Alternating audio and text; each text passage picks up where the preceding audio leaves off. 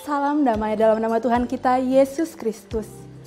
Pemirsa TVRI yang saya kasihi, senang sekali rasanya bisa berjumpa lagi bersama Anda di program kesayangan kita, Mimbar Agama Katolik. Saya Irene Kristianti, saat ini saya sedang berada di Gereja Katolik Santo Johannes Baptista Parung, dan kembali mengajak Anda untuk menyaksikan renungan yang akan disampaikan oleh Romo Albertus Kurniadi dengan tema Dikasihi Allah. Namun sebelumnya, mari kita saksikan pujian berikut ini.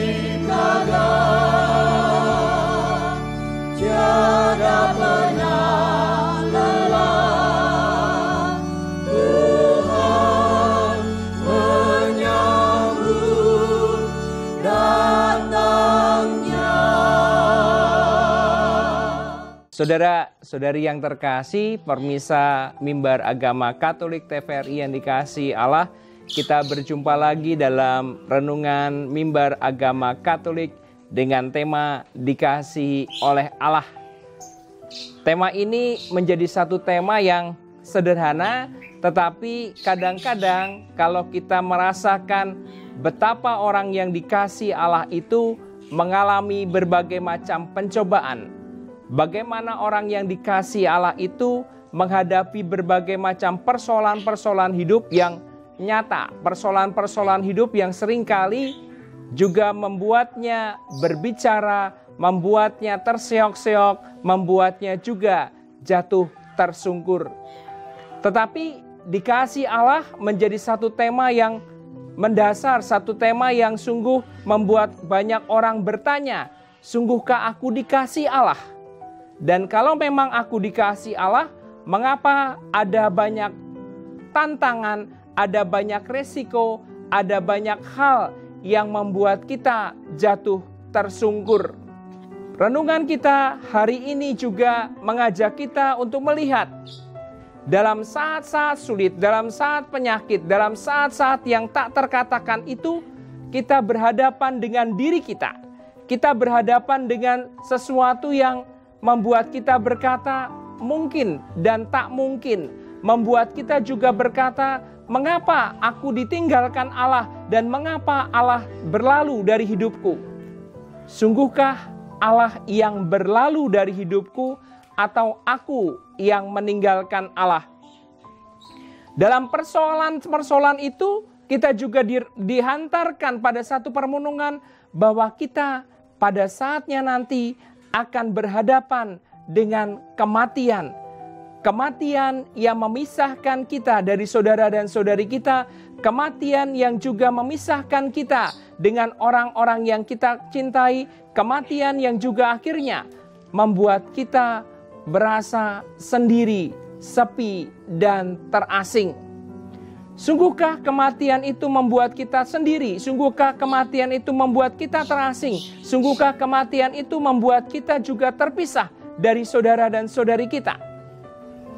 Rasul Paulus dalam suratnya kepada jemaat Timotius bab 2 ayat 7 mengatakan, "Aku telah mengakhiri pertandingan yang baik. Aku telah mencapai garis akhir dan aku telah memelihara iman.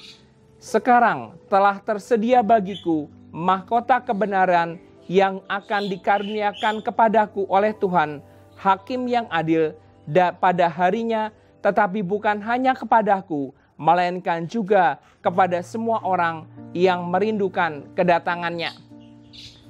Pesan Paulus kepada Timotius ini menjadi satu persoalan tersendiri, di mana saat kematian menjadi saat di mana saya mencapai garis akhir, saya mencapai garis yang terakhir untuk hidup saya. Orang yang mencapai garis akhir tentunya orang-orang yang bahagia. Orang-orang yang mencapai garis akhir adalah orang-orang yang juga menikmati cucuran air mata, orang-orang yang tak terlepas dari berbagai macam persoalan yang menghimpitnya. Sebagai orang yang mencapai garis akhir, tentunya kita mengalami kebahagiaan, tentunya kita mengalami sukacita, di mana segala sesuatu yang telah kita buat, segala sesuatu yang telah kita kerjakan telah berlalu. Kini saatnya aku melihat, aku melaksanakan, aku bangga terhadap apa yang kukerjakan itu.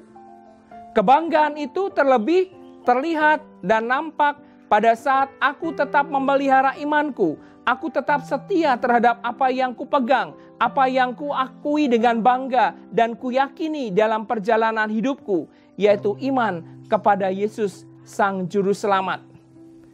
Maka ketika kita berhadapan dengan garis akhir, kita bukan merasa sebagai orang yang sendirian, tetapi kita merasa sebagai pribadi-pribadi yang telah memenangkan segala sesuatu, yang telah melepaskan segala kepenatan kita, yang melepaskan segala sesuatu yang membuat kita tak mampu menikmati hidup. Dalam pesan terakhir Yesus di sekitar kematian, kita melihat bahwa Yesus tidak membuat kita terpisah. Yesus mengangkat kita menjadi saudaranya. Apa buktinya? Ketika kita melihat kesedihan, ketika kita berjumpa dengan kematian, ketika kita berjumpa dengan segala sesuatu yang membuat kita lesu, Yesus memanggil kita. Yesus memanggil kita dengan nama kita masing-masing.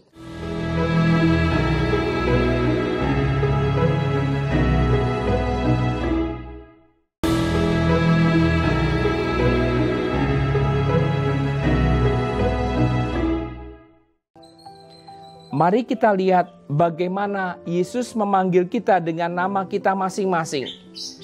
Peristiwa Lazarus dan peristiwa di sekitar kematian Yesus menjadi satu peristiwa yang jelas.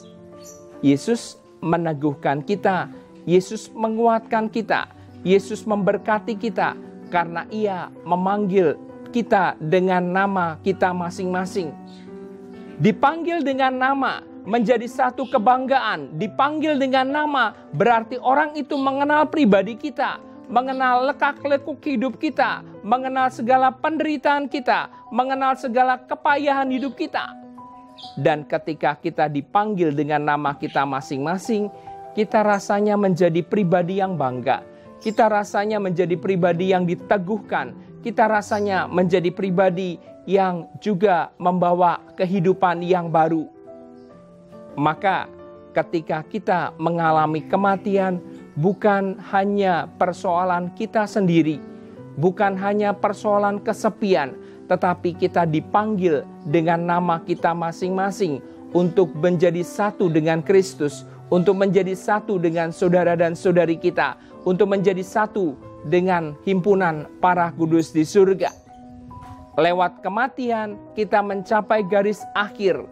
Kita mencapai garis pertandingan yang paling akhir. Dan kita diajak untuk menikmati hidup yang baru. Menikmati hidup bersama dengan Kristus. Menikmati hidup dalam kesempurnaan dengan Kristus. Karena segala sesuatu yang telah berlalu dianggap sebagai sesuatu yang memurnikan kita, dianggap sebagai sesuatu yang membawa kekuatan yang baru, dianggap sebagai sesuatu yang juga memelihara kekuatan-kekuatan yang baru. Maka lewat kematian bukan kita dipisahkan, tetapi kita mengalami diri kita sebagai pribadi yang dikasihi Allah, pribadi yang diajak dan dibebaskan dari segala penderitaan, pribadi yang diajak untuk melepaskan segala sesuatu yang membuat kita terhempaskan dari kebahagiaan hidup. Maka dalam peristiwa kematian, saya berhadapan dengan mahkota kemuliaan, saya berhadapan dengan kegembiraan kekal, karena saya boleh masuk dalam rumah Bapa. Saya boleh berjumpa dengan orang-orang yang saya kasihi. Saya boleh berjumpa dengan orang-orang yang saya cintai dalam kehidupan yang baru bersama dengan keluarga kudus, bersama dengan Tritunggal Maha Kudus yang telah kita imani dan telah kita akui dengan seluruh kebanggaan. Maka kematian menjadi saudara kita. Kematian menjadi garis akhir kita untuk memasuki kehidupan yang bahagia, karena kita boleh dipanggil dengan nama kita masing-masing.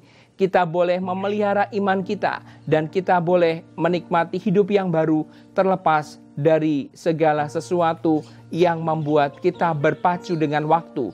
Tetapi kita dalam kematian, kita diajak untuk menikmati hidup yang baru, menikmati kebahagiaan yang baru, menikmati sesuatu yang membuat kita terlepas dan terbebas dari angkara murka.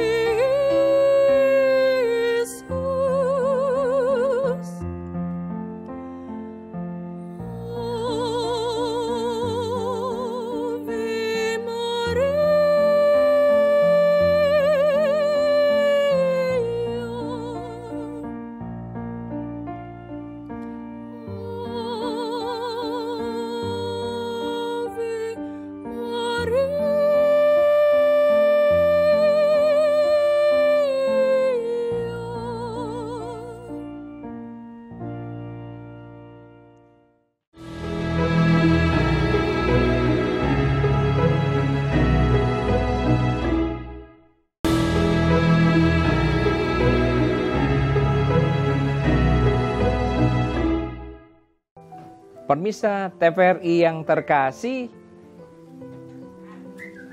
pribadi yang dikasihi Allah tentunya adalah pribadi yang tak terlepas dari berbagai macam hal yang membuat kita tersakiti. Dalam surat Ibrani bab 12 ayat 5 mengatakan, "Sudah lupakah kamu akan nasihat yang berbicara kepada kamu seperti kepada anak-anak? Hai anakku, janganlah anggap enteng didikan Tuhan, dan janganlah putus asa apabila engkau diperingatkan. Karena Tuhan menghajar orang yang dikasihinya, dan ia mencabuk orang yang diakuinya sebagai anak. Jika kamu harus menanggung ganjaran, Allah memperlakukan kamu seperti anak, di mana terdapat anak yang tidak dihajar oleh ayahnya. Tetapi jika kamu bebas dari ganjaran yang harus diderita setiap orang, maka kamu adalah anak-anak haram dan bukan anak-anak yang sah." Dari kalimat ini kita merasakan bahwa Allah senantiasa mengasihi kita dengan cara yang istimewa. Allah tidak menginginkan kita menjadi pribadi yang lembek, menjadi pribadi yang mudah putus asa, tetapi Allah mengajar kita. Allah mengajar dan mendidik kita dengan cara yang istimewa. Ia membuat kita menjadi pribadi yang tangguh. Oleh karena itu, lewat penderitaan, lewat berbagai macam hal yang membuat kita tidak nyaman atas hidup, kita berjumpa dengan pribadi kita bahwa saya sedang diajar oleh Allah, saya sedang diperingati oleh Allah, dan saya sedang didewasakan oleh Allah. Maka kalau kita sedang menghadapi kesusahan, kita sedang menghadapi kesulitan, kita sedang menghadapi tantangan, saatnya kita berpaling pada Allah, saatnya kita mohon doa restu dari Allah, saatnya kita berbicara dengan Allah lewat banyak hal, lewat pekerjaan-pekerjaan kita, lewat doa-doa kita, lewat relasi kita dengan sesama. Jangan sampai karena penderitaan membuat kita terlepas dari Tuhan dan kita meninggalkan Tuhan. Banyak orang zaman sekarang yang berpaling dari Tuhan karena ketidaknyamanan hidup, karena kehilangan pegangan, karena kehilangan orientasi hidup. Maka saat itu semua terjadi, mari kita bersama-sama kembali kepada Allah, kembali kepada Sang Halik, karena Allah telah memanggil dengan nama kita masing-masing. Allah tahu apa yang menjadi kebutuhan kita, apa yang menjadi kekuatan kita, dan Allah tahu apa yang menjadi kelemahan kita. Maka saat dikasih adalah saat untuk kembali kepada Allah, saat untuk kembali menikmati kerahiman yang kekal bersama dengan Allah sendiri. Tinggal kita, apakah kita mampu untuk kembali bersatu dalam Allah, atau kita lenggang-lenggang kangkung saja, membiarkan itu semua berlalu tanpa kehadiran Allah dalam hidup kita. Maka saudara, mari kita bersama-sama kembali kepada Allah, berseru kepada Allah, dan Allah pasti akan menolong kita dengan cara yang istimewa. Tuhan memberkati kita.